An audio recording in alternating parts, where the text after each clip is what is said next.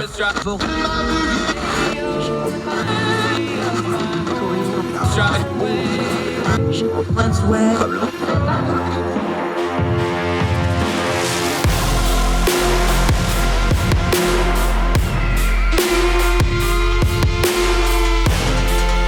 host, Andrew Donaldson. This is Heard Tell. Welcome back to Heard Tell. Okay, this is going to be a bit of a tough topic, but we got an expert in to talk about it. She's going to explain it to us so that even I can understand it. Longtime Twitter buddy, finally get to talk to her. The great, the wonderful Dolly Monroe. How are you, madam? Good. Thank you for having me. I'm thrilled. That's a little bit of a stretch, but I'll take it. Oh, no, you glamorous. It's like the old Fergie song, but I'm not going to subject you all to my singing because then that would kill the ratings. We're going to talk about the Marilyn Monroe movie Blonde. There's a couple angles on this outside of, but we're going to do what we always do. We're going to turn the noise down on it and I want to start here. I'm a big history guy. When we have historical figures, we do what my dad used to call marbleize them. They become the statue, right? And then the thing about the statue is it's just a statue. You put whatever you want on that, and that's what that is. Exactly. On top of your other stuff, you're a vintage historian kind of person. That era of Hollywood is something that you know a great deal about. Before it became the pop culture afterlife, give us a little bit of a sketch of Norma Jean, Marilyn Monroe, however you want to enter that, before the death, because everything after the death becomes circus. Who is the actual person? Well, Norma Jean Baker. I think she was like a lot of American girls who were interested and enamored with Hollywood. Her childhood is a bit of a mystery. Not only because, records of the day weren't that great. Everything now is on social media and we all have records of our lives from birth to end. But part of her childhood being a mystery is that she just didn't have surviving family. So she grew up with a single parent, her mother, who was later institutionalized for paranoid schizophrenia. Marilyn grew up in foster care, group homes, family friends, things like that. Part of her trauma in her life was not only losing her mother, but was also being molested when she was 9 years old in foster care. She married very young, her first husband, as really almost a way to find safety and shelter.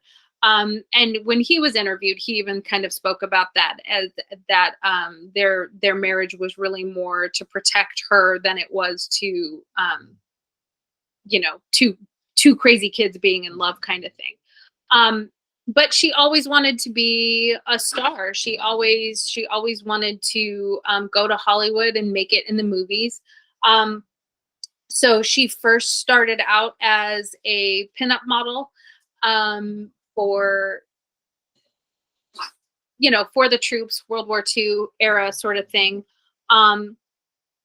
She did some risque photos. I say risque, certainly not by our standards of risque, but by 1940 standards, they were risque photos. Some of them being nude, full nude photos. And she won pinup contests and did that sort of thing before being discovered in Hollywood and becoming a star. Her success wasn't an overnight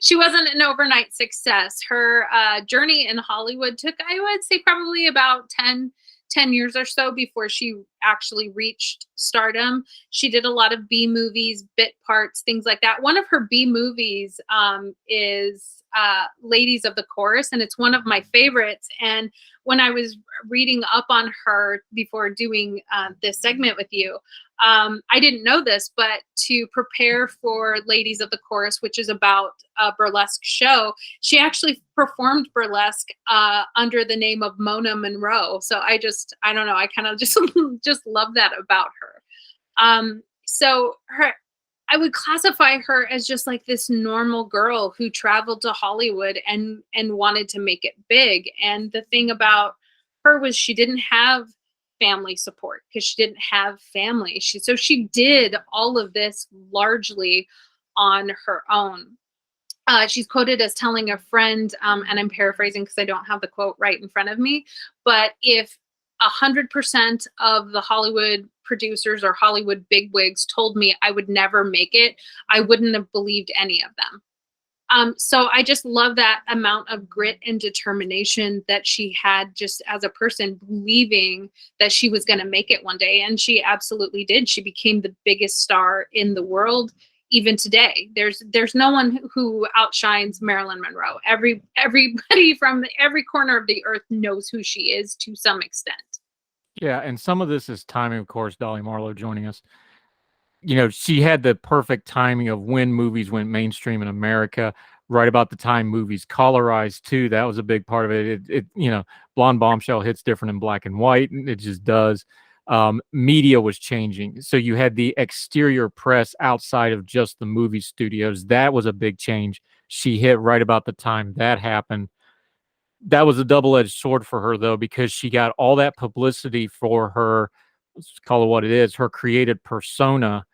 At the same time, we didn't have the social media and the press and the things we have in today's technology that made her private life really, for her, kind of prison-like would be a good way to explain it.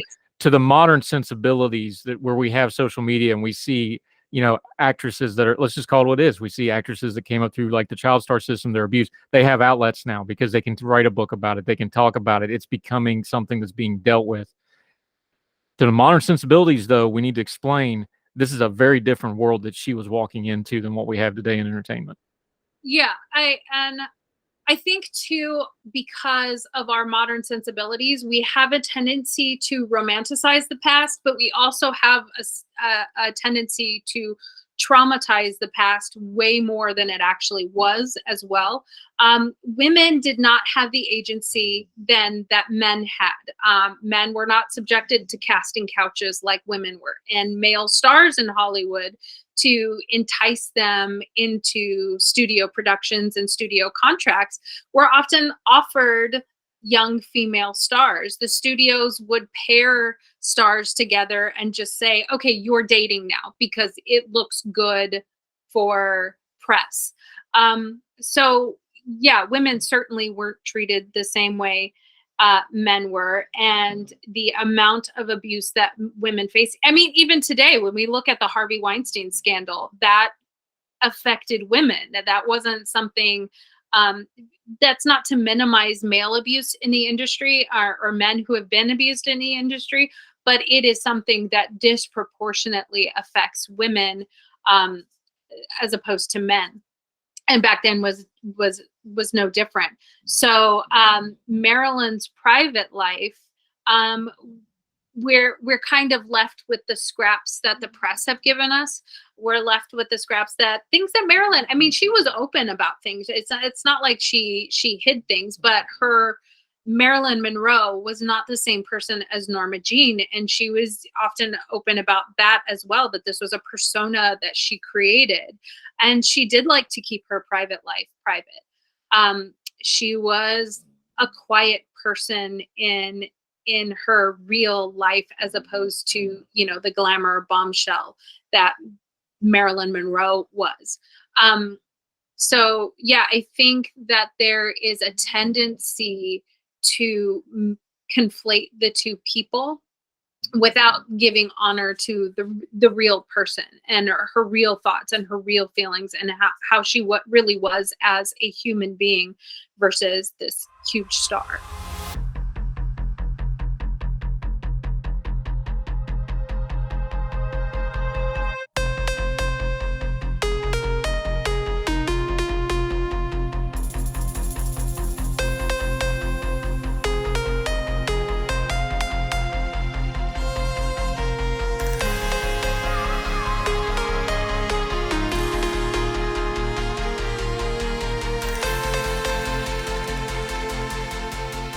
Yeah, and she struggled. Dolly Marlowe joining us.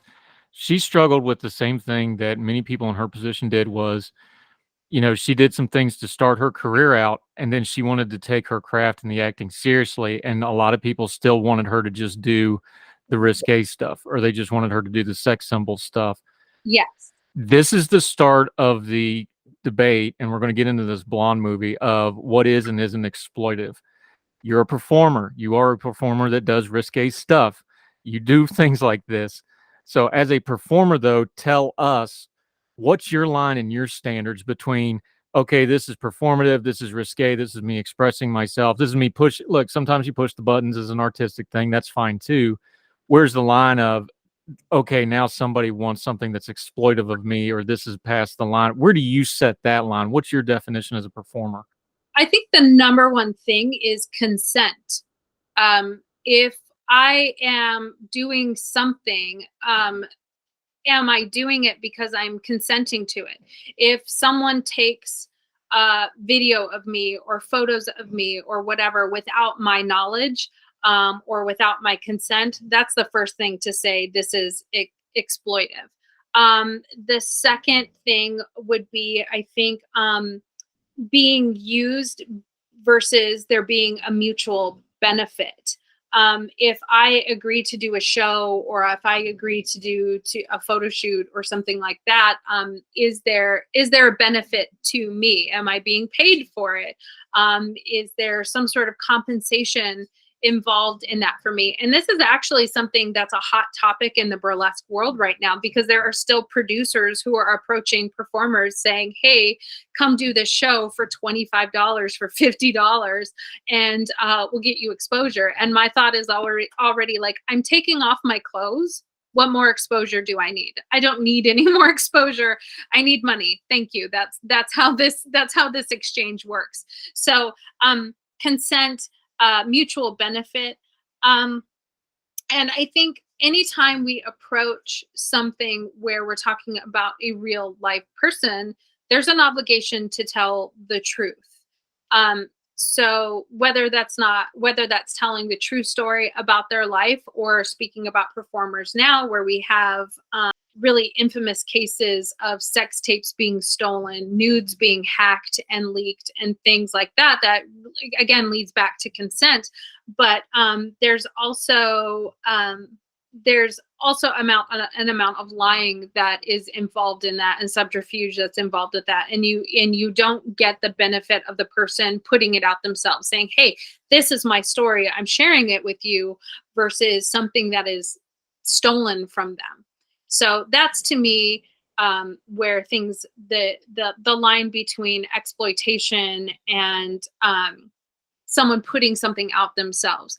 I don't consider, and I'm probably a lot more liberal in my interpretation of what exploitation is, but I don't consider things like nudity and sex acts and things like that to be exploitive. As long as you are of age and sound mind, and you agree to doing something, and the contracts are clear, I don't really think you can claim being exploited. But those things have to be in place, and that consent has to be in place. Without that consent, yeah, anything is exploitation. And this is where Dolly Marlowe joining us. This is the problem with Marilyn Monroe, is because she's dead. She died at 36. She died in 1962.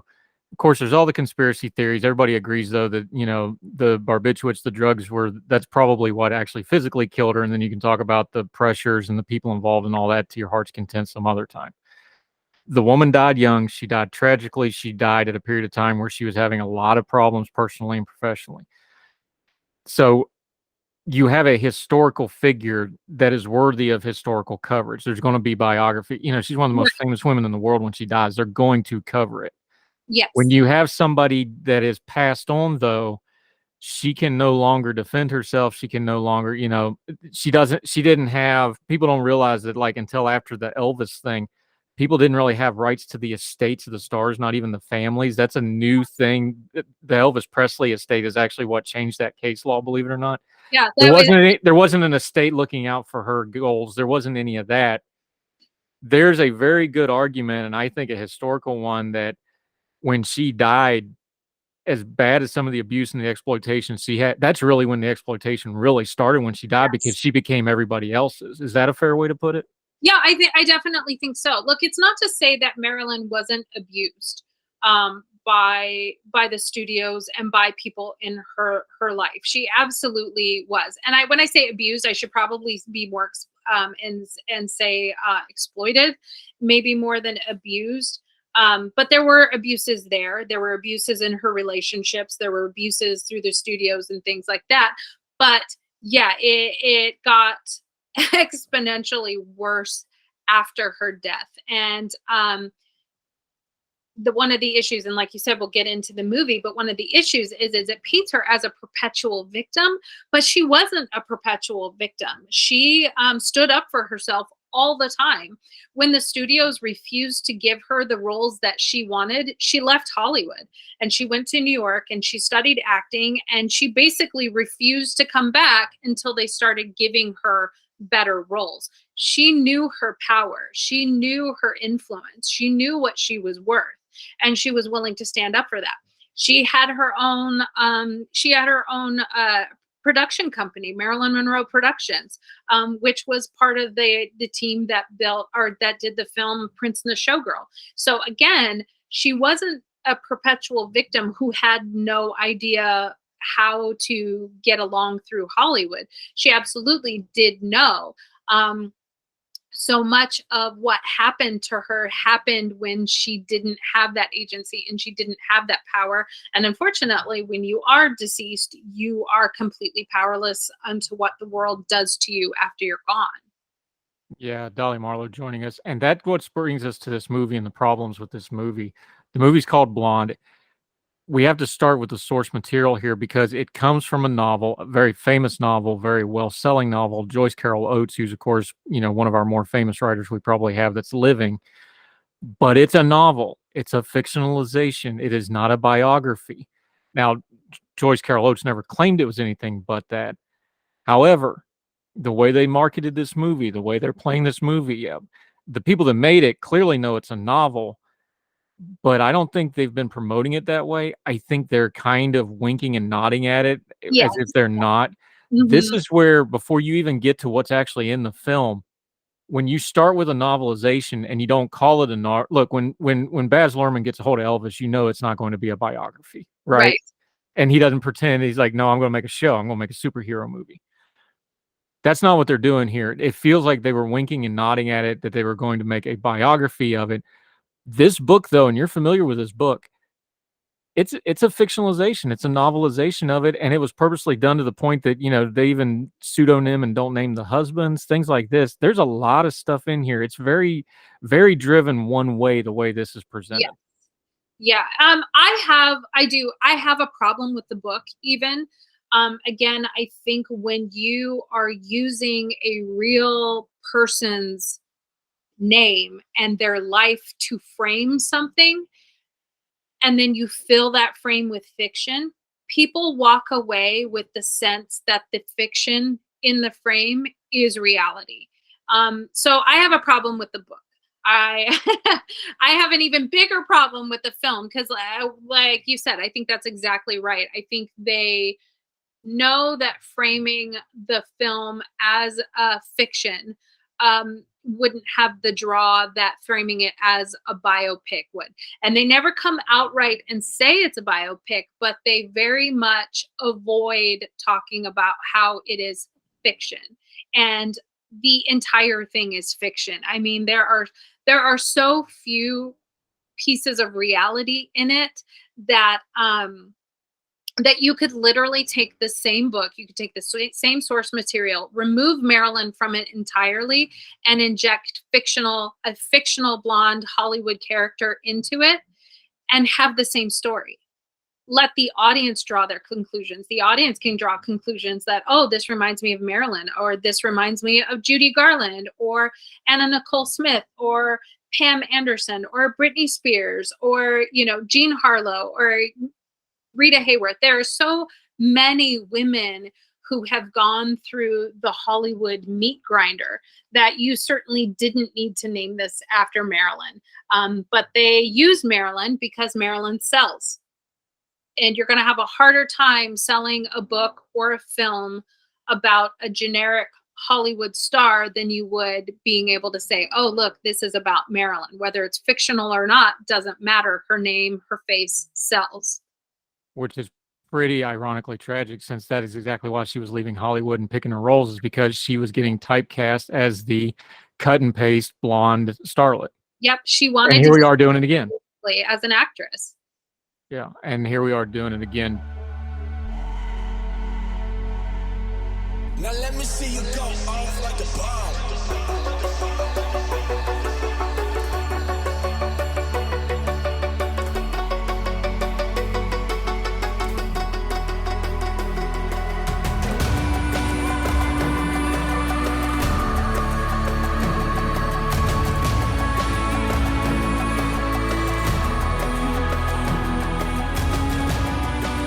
Are doing it again. Dolly Monroe joining us. There's a couple different controversies that came out in this film. I want to kind of take them in chronological order. I think the first thing that got into the public consciousness is when the rating came out. I think that's when I first started seeing kind of the mainstream. It came out NC-17, which is, of course, basically adults only. There hadn't been a lot of mainstream releases like that, which is kind of weird even because this is going on streaming. So they didn't, frankly, let me just be blunt with this. They didn't have to rate it at all. Yeah, exactly. They got that NC-17 on purpose. There's no, in the way the rating systems work and the way Hollywood works and the way the producers work, and especially since this is on Netflix, they could have went around, because Netflix has some pretty hardcore stuff on it under their just mature label. Yeah. They purposely put NC-17 on this. There's no way they didn't. And when you're dealing with Marilyn Monroe, and when you're dealing with somebody who has probably been the sex symbol of the last 50, 60 years, that felt icky. It hit me as icky, and I'm pretty tolerant of such things. There's no way that wasn't purposeful. And I think that's when people first started going, wait a minute, what's going on here? Is that how it landed with you? Yeah, absolutely. It's salacious. Look, when the NC-17 rating came out, I remember it clearly. And it was one of those things that if you went to a movie theater to see an NC-17 movie, you had to have ID with you to get in to see the movie. So having something be an NC-17 rating on a streaming service where there are no barriers to watching it, anybody can click on it. Yeah, it's because it's salacious. They wanted to build notoriety right from the get-go. I am by no means a prude. NC-17 ratings don't bother me. I don't have a problem with it. I don't have a problem with nudity or graphic sex scenes or anything like that. It's whatever. But again, with the subject matter, when we're talking about Marilyn Monroe, and we're talking about any living person, not just Marilyn. I'm not saying these things as a Marilyn stan. I'm really not. I'm a fan of her work, but I'm not obsessive about her. So when you talk about these sorts of, when you're talking about a real life person, and then you throw in that NC-17 label, one of the things I think about is when Hugh Hefner launched Playboy. He launched Playboy with Marilyn's nudes from when she was Norma Jean. They're beautiful pictures. I mean, God, I would love to have photos like that. They're gorgeous. But for her, when she took the pictures with the photographer, she was essentially promised that no one was ever really going to see these, you can have all sorts of debates on the ethics of that. But to me, as a model, and working in a very small genre of modeling, often we take pictures without contracts. Often everything is done on a handshake and a how do you do. It's a very small community of artists and models and photographers, and we all kind of know each other. So there's not a whole lot of steady contracts, but even I know that when I take a photo with someone, that photo can end up anywhere at any time for anything. So I need to be really careful about what I do and with whom I do these things. I think Marilyn was young and inexperienced, and to be fair, that sort of art form was still kind of new. That sort of media was still sort of new. So she took these pictures. She was promised they would never be seen by anyone, and she took the money and went out about her business. Hugh Hefner is able to acquire these photos for a song. And he launches Playboy, and Marilyn's image, once again, selling something completely unrelated to her. Without her consent, without her knowledge, it hits the newsstands. Marilyn's naked in this new magazine, Playboy. Playboy launches the same year she does Niagara, Gentlemen Prefer Blondes, How to Marry a Millionaire. So it's really at the start of her being catapulted into stardom. She was terrified that the release of these nudes were going to tank her career. She was terrified that that the public outcry would be against her, and it was somewhat. She did face some backlash, but I don't think she faced as much backlash as Playboy was celebrated.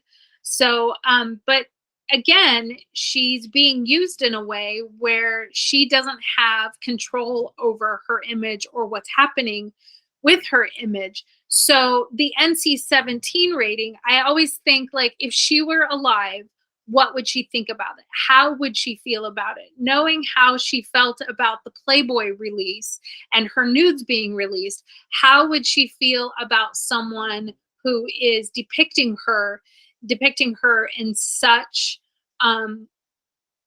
graphic and intimate ways? And again, when you're doing something to push buttons and to be salacious, I think there's an insensitivity there. And I think that's one of the first things that ticked me off about this film, was that we're pushing buttons just to push the buttons, just to make a sale.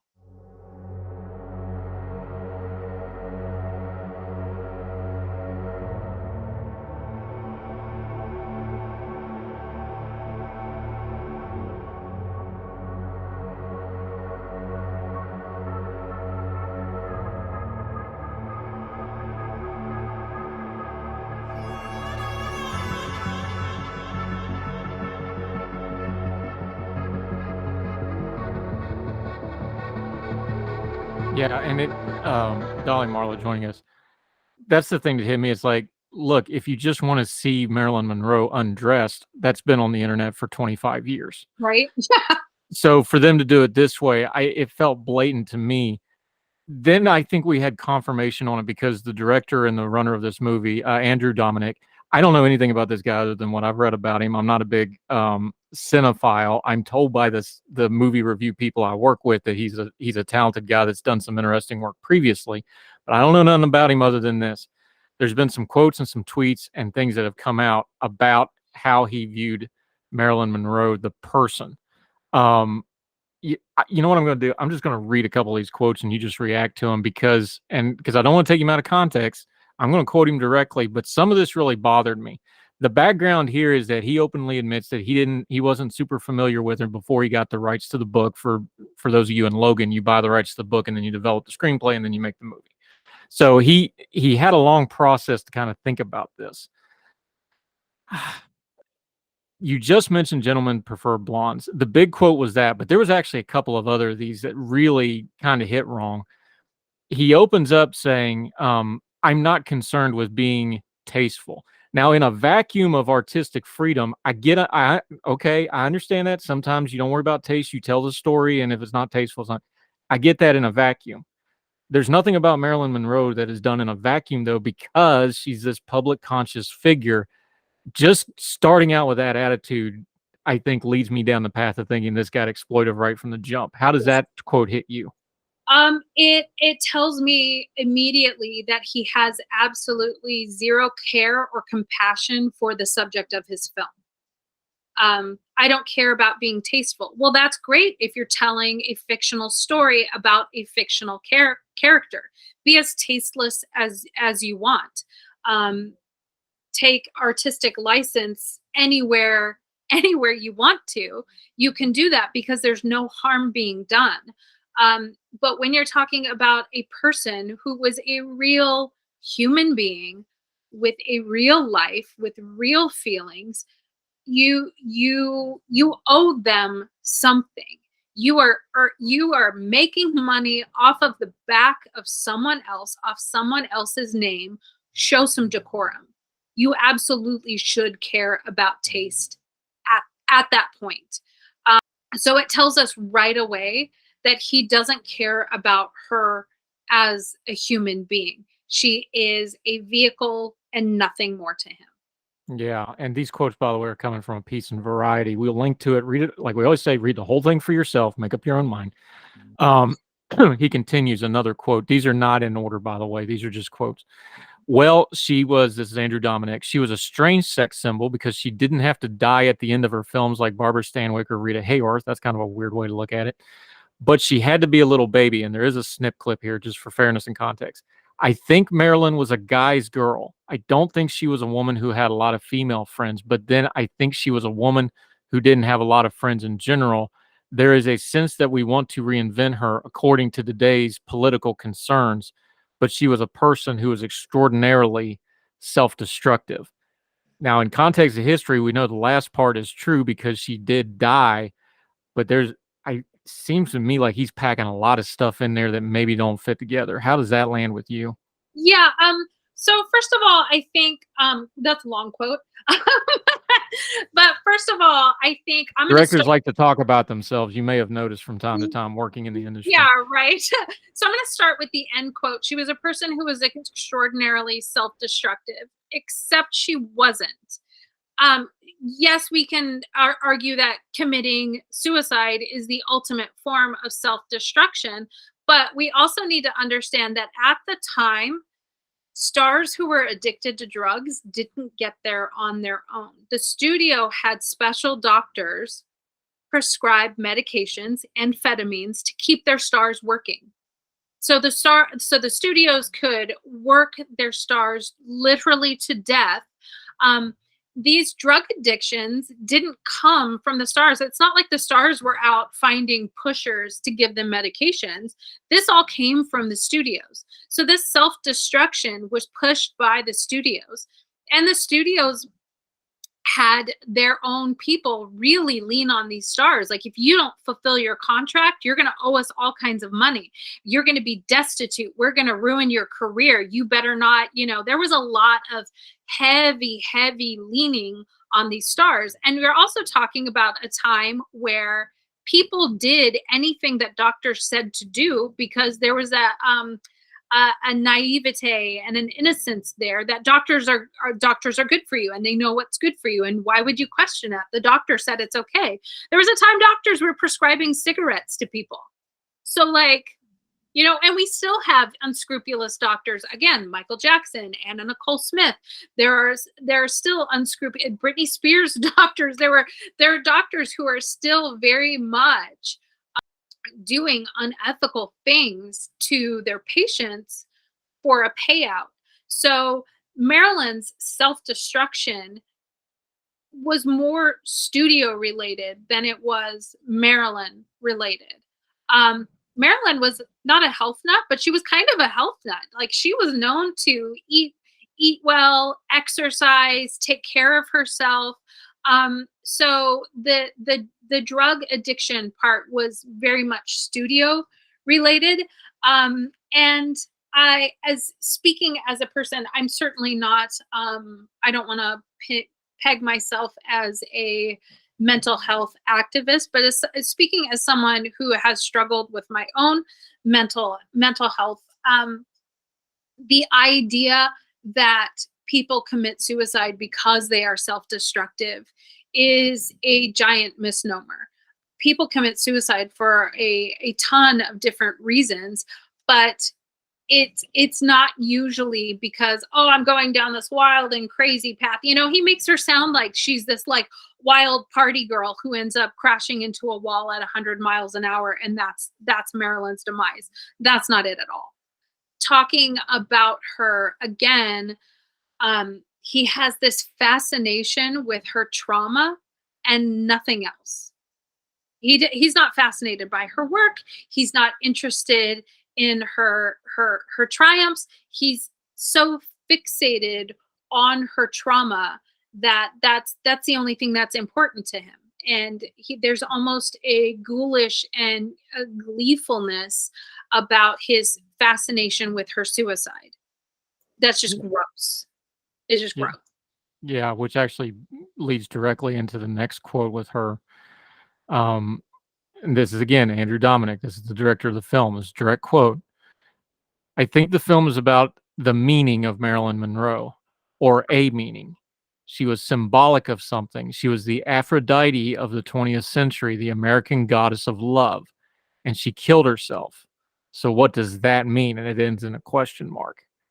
Well, that quote goes directly to what you're saying is like, you know, Aphrodite, a goddess of love. And let's be grown folks here. We're swapping love for sex for social acceptability here. That's what he's really meaning. Yeah. That goes directly to my mind. You tell me how it hits you. When we're talking about objectifying a person, I don't know that you can objectify them more than, you know, comparing them to Aphrodite and then saying, well, their whole life was symbolic and I'm trying to just discern one meaning out of it. That combined with everything else, I keep leaning towards this is a very exploitive way of trying to deal with this person who was a human being, who was flawed, who had a lot of bad stuff in there that probably worth exploring on multiple levels. Boy, this ain't it for me. Yeah. Again, he takes a three-dimensional person and flattens them to suit what he wants to see. There's a lot of projection that happens with this guy. Marilyn, and speaking of myself as an entertainer, I'm playing a character. Dolly Marlowe on social media, Dolly Marlowe on stage, Dolly Marlowe in magazines. She's not the same person as Dolly, real last name redacted. I'm not the same person at home when I'm with my family, when I'm with my pets. Sometimes I will share a snippet of the real me on social media, but even that is carefully curated to keep my private, and what's sacred in my home life, sacred. Marilyn Monroe is no different. Marilyn Monroe was an artifice. That was a character she created. She was a person beyond that. And so to look at Marilyn Monroe, the star, the celebrity, the Aphrodite of the 20th century, and go, wow, she killed herself. Well, yeah, jackass, because she was a real person. There was someone underneath that artifice. There was a real person there, and you keep missing that point. That makes me so angry. Because, and again, not to get too out there, but this isn't just about Marilyn. This is kind of about women in general. There is someone else inside there. And I know the term misogyny gets bandied about for every little thing, but when we see it, we need to call it what it is. And this is a very misogynistic view on a woman, that because she was beautiful, because she was a huge sex symbol, because she was these things, she's not worthy of respect. She's not worthy of care in her treatment. And that's one of the things that I think is so infuriating about this, because again, it puts women in a box. If you are sexy, you cannot be smart. If you are, if you're smart, you can't be beautiful. If you're funny, you can't also be sexy. It compartmentalizes people. When she was a full human being who had a full life, Marilyn was hilarious. She's funny in her movies. She was a talented singer and maybe not known for her dance skills, but she was a student of movement. All you have to do is watch Marilyn walk across a room and go, wow, there's something there. And she tells a story with her body. And when I say she tells a story with her body, I'm not talking about her shape. I'm talking about her movement. And to be a student of movement like that and to not be a trained dancer is incredible, because that comes from raw talent. That doesn't come from training. And that's something that was Marilyn. And for him to just be like, oh yeah, you know, she was a sex symbol and she killed herself. I think there's something there. Yeah, there is something there. It's called humanity, sir.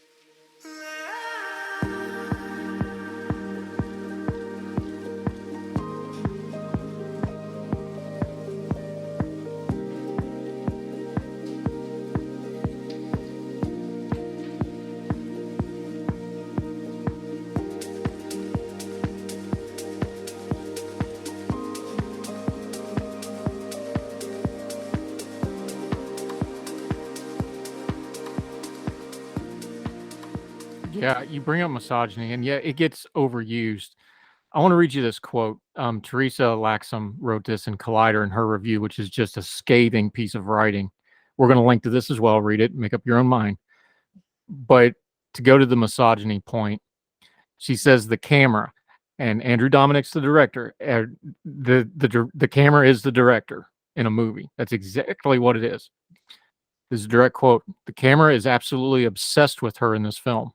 In this film, I'm adding, as degrading as the men in Monroe's life, if you ever wanted a lesson in what the male gaze looks like, this movie is a prime example.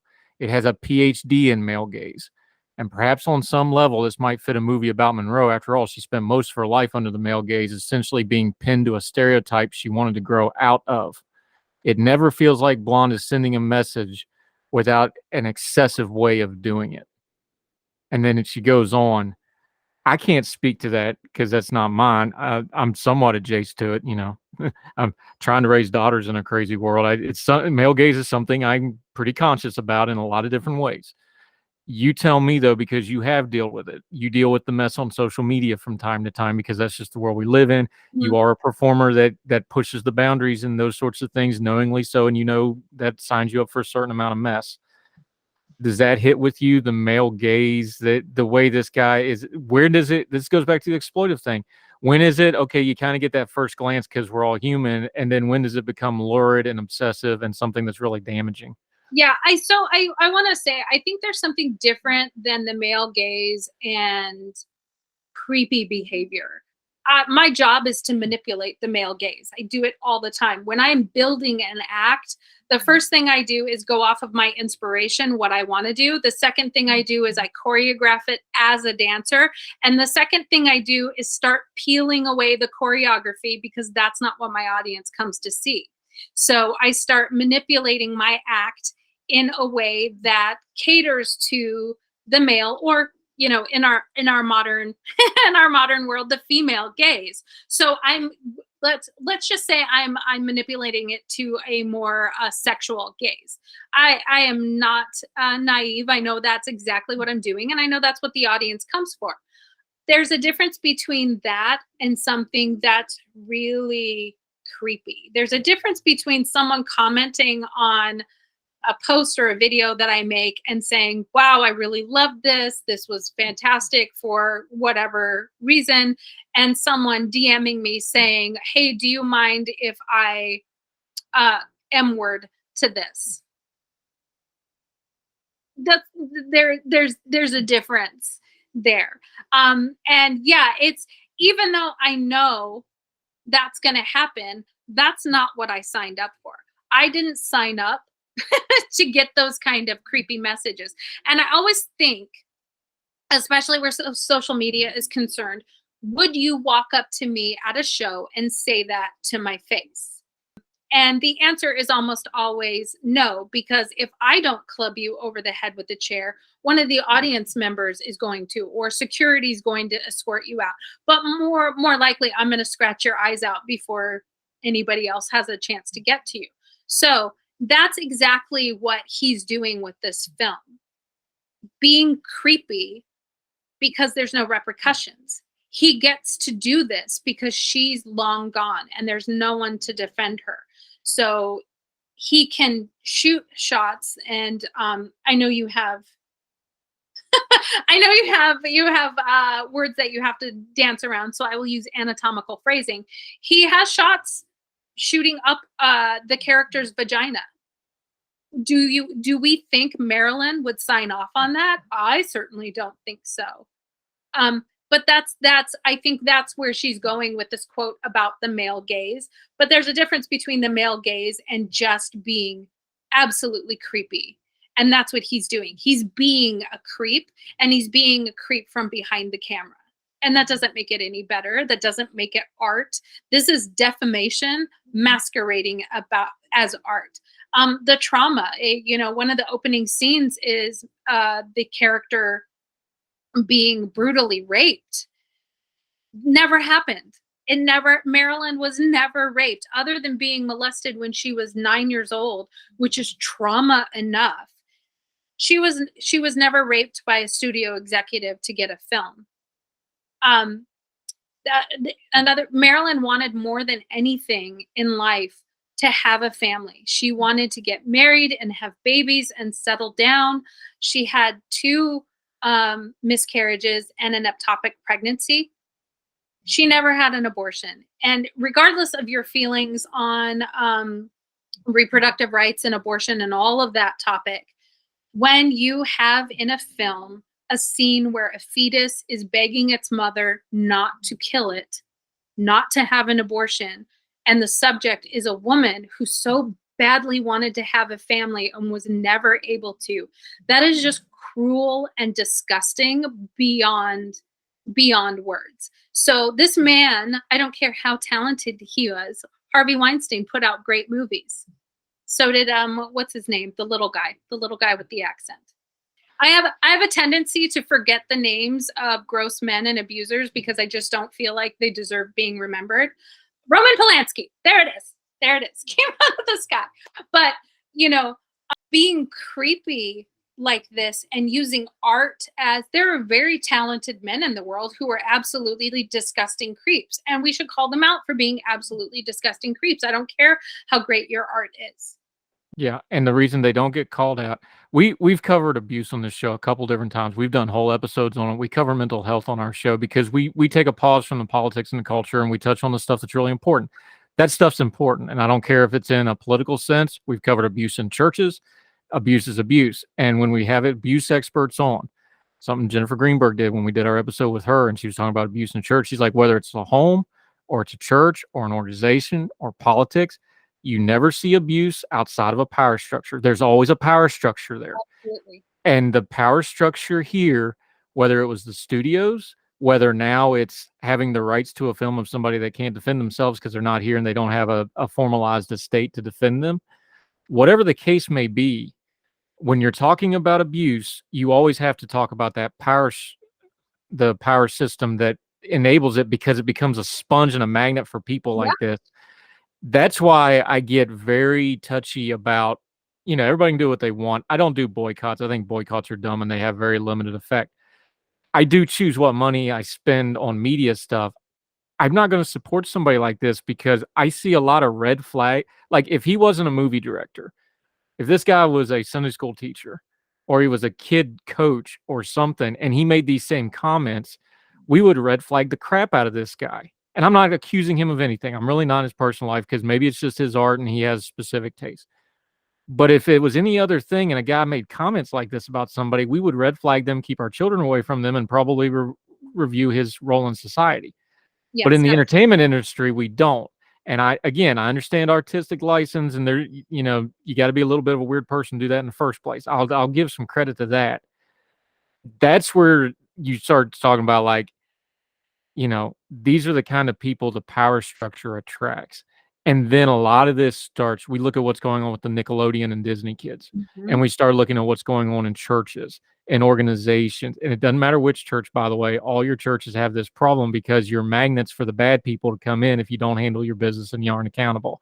Let's be grown folk here. I don't care what your religious beliefs are. They all have the same problem, because the problem is a people problem. Bad people get drawn to this stuff.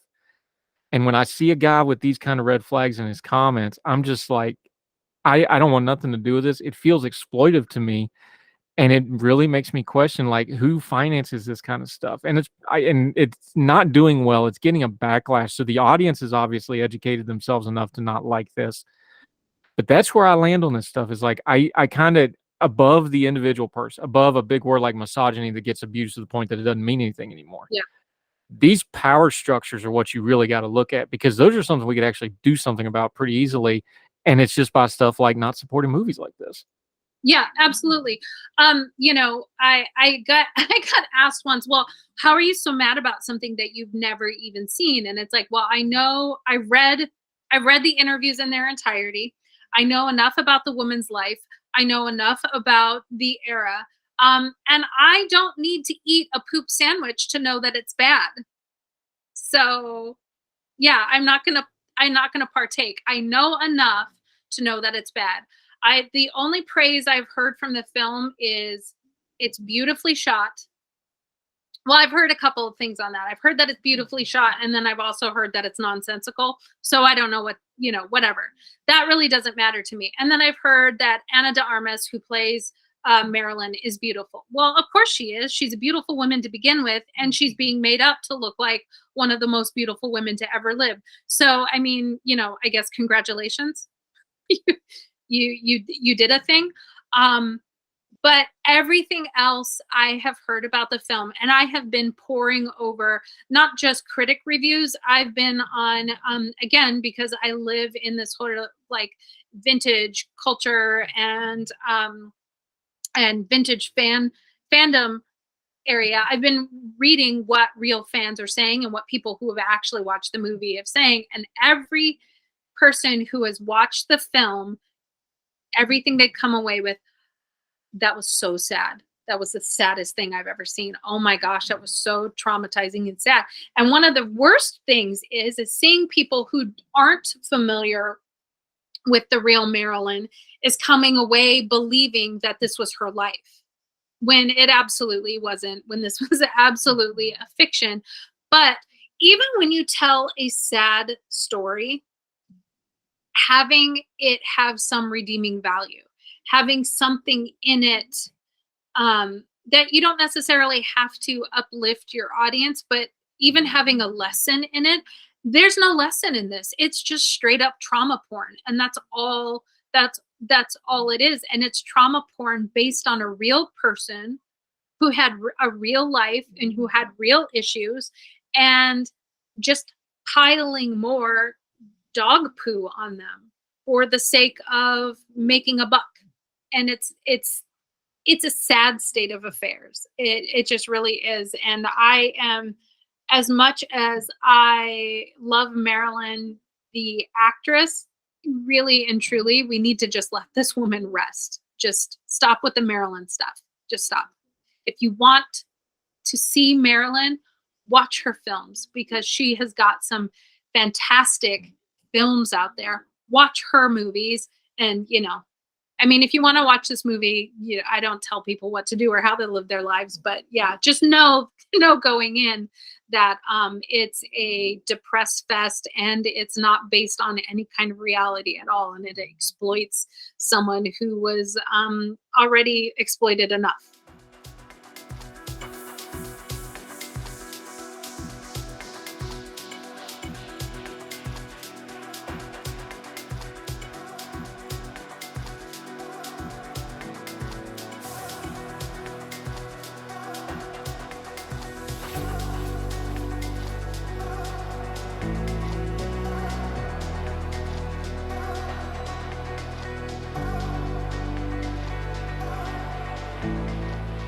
Yeah, Dolly Marlowe joining us. Let's do just that to put this on a happy note, because this has been a really heavy topic.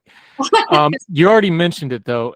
Some of your favorite parts of her are actually some of those old, what they call the B movies. I get that. My favorite John Wayne movie was one of his B movies, Angel and the Bad Man. That's my favorite one, Gail Russell. That's my favorite John Wayne movie. I love that. I love everything about that movie. It's my favorite one of his. It's really good, by the way. It's not like a bad movie. It's really well done. Give us a couple of those. I mean, I know everybody knows gentlemen prefer blondes and all that. Give up people a couple of movies, like if you want to see this woman talent, if you want to see what she could do when she had people around her that would, you know, uplift her talent, give the folks a couple of things that they can go watch instead of this movie that we think is exploitive of her.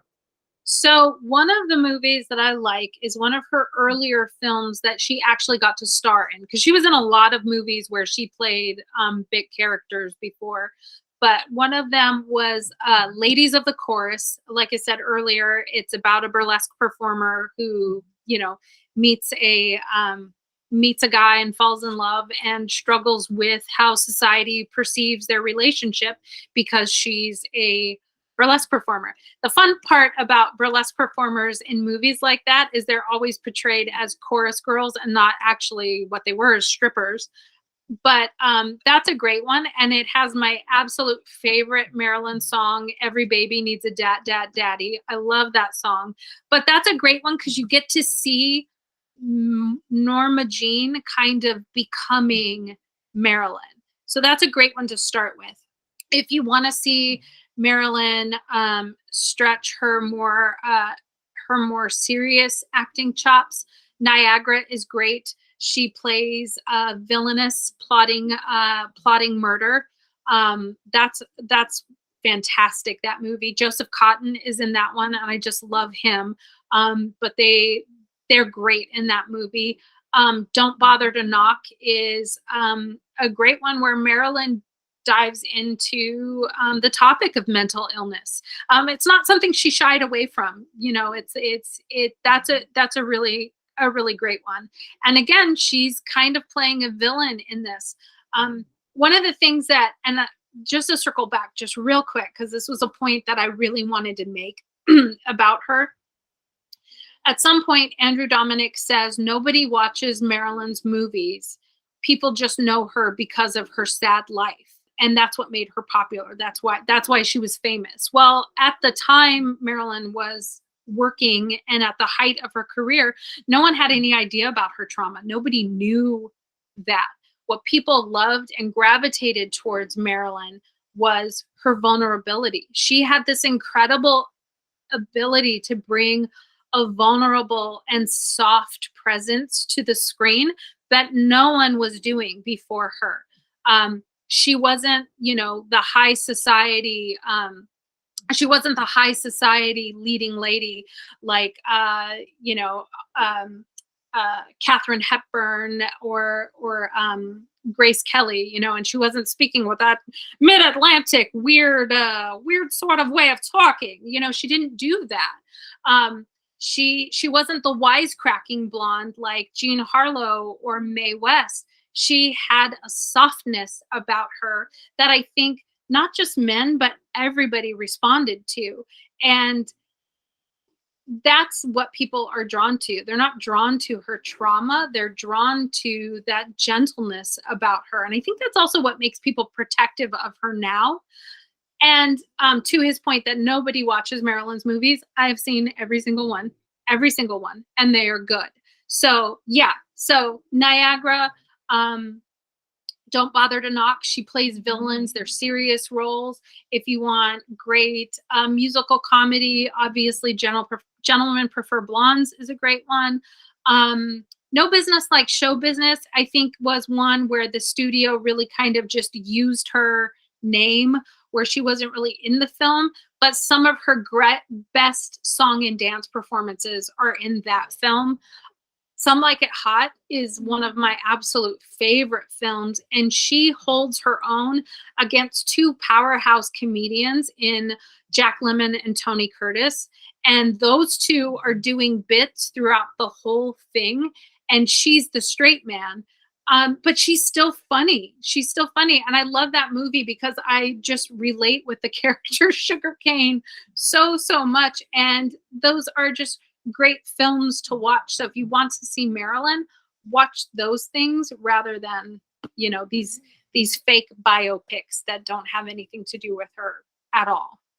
Yeah, Dolly Marlowe. This has been good. It's been a little heavy, but I appreciate you giving us some good light at the end. Let folks know we're going to have you back because this is great. We're going to have to find some other excuse to get you back sometime soon. Something lighter, something a little more fun. Let folks know where they can follow you, what you have going on, where they can keep up with you on social media. We need to get you back. You haven't been on Twitter Supper Club in a while. We got to get you back on there sometime soon. You haven't been cooking much. What are you doing? Oh my God, I'm working. Yeah, but while you're working, let people know where they can follow and keep up with you until we talk to you again. You can follow and keep up with me on Twitter or Instagram at Dolly Marlowe. And yeah, if you can catch me live, dancing and peeling all across the greater Southern California area. I may hold out until you do another USO show and do the vintage thing myself, but that's just my own personal preference. So those are pretty cool, though. The multi-talented Dolly Marlowe. Thank you for this. People can make up their own minds about the movie, but I think this is an important thing to talk about because they're going to do this to other stars going forward. We're going to have a male star at some point that's going to be exploited like this too. That's coming. I think it's an important topic to discuss. I appreciate you helping us wade through it. Thank you so much for the time today. Thank you for having me. Anytime. Thank you, ma'am. All the music on Heard Tell is provided under a Creative Content license from monstercat.com. Somos la máquina.